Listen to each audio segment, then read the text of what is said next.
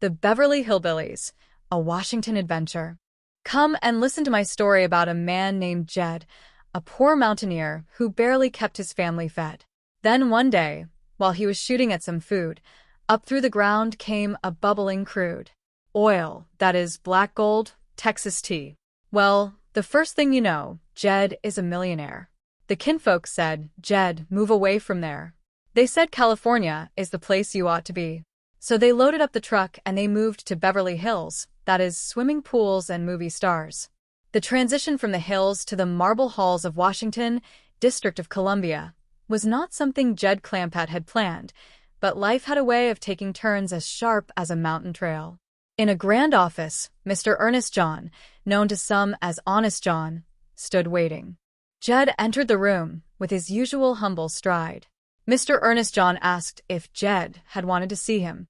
Jed nodded and explained that they had experienced a bit of a bad experience right there in the capital city. Mr. Ernest John seemed shocked that such a thing could happen in his town. Jed explained that the trouble started right after he bought the White House from an Indian friend named Sutton Hall. Mr. Ernest John recalled the woman, calling her the last of the District of Columbia Indians and a noble woman.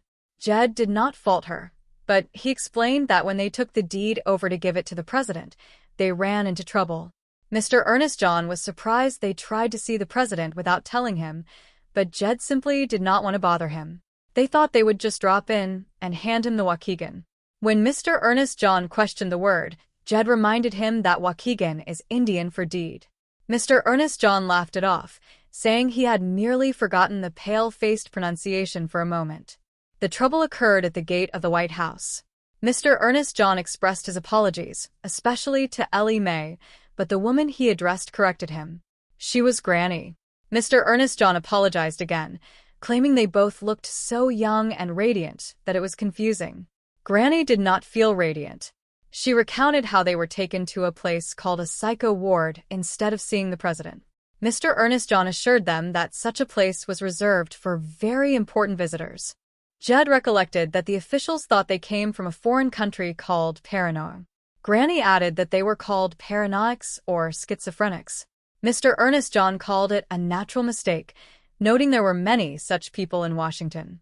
Jed was disappointed that after laying out $1 million to buy the White House for him, the president would not see them.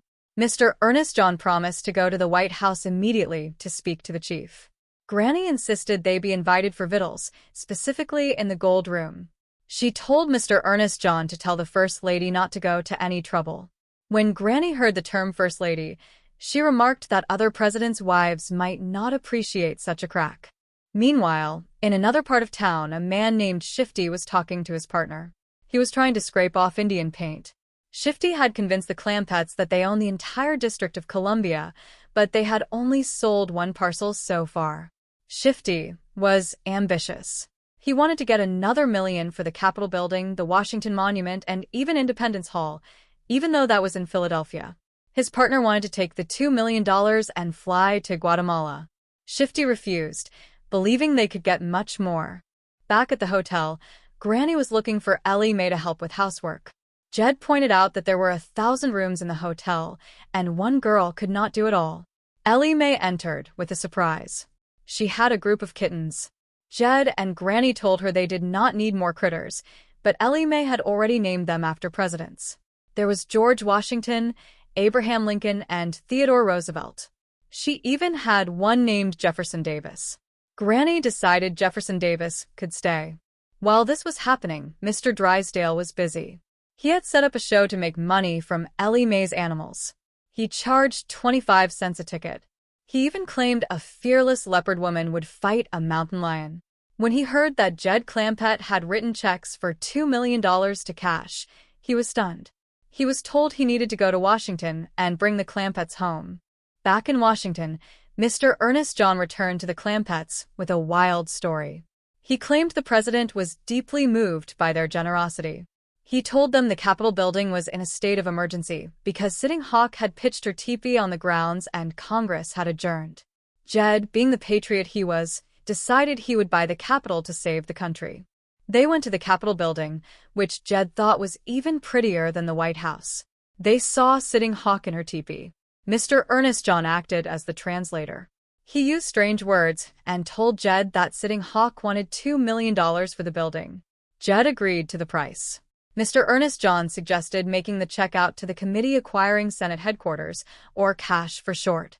Mr. Ernest John then tried to sell them the Washington Monument and the Lincoln Memorial as a set, which he called the X-ray and the M-Scratch.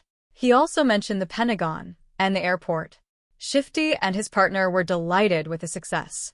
They had collected $10 million for various landmarks, including the Potomac River, which Shifty sold cheap because it was polluted.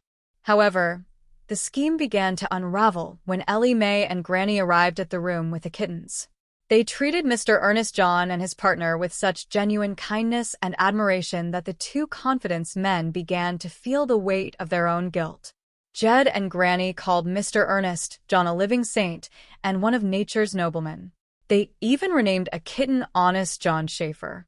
Overwhelmed by the undeserved praise, Shifty finally broke. He confessed that he was a confidence man and that the woman was his wife, not a princess. But the Clampetts were so full of faith and goodness that they interpreted his confession as an act of extreme modesty and further kindness.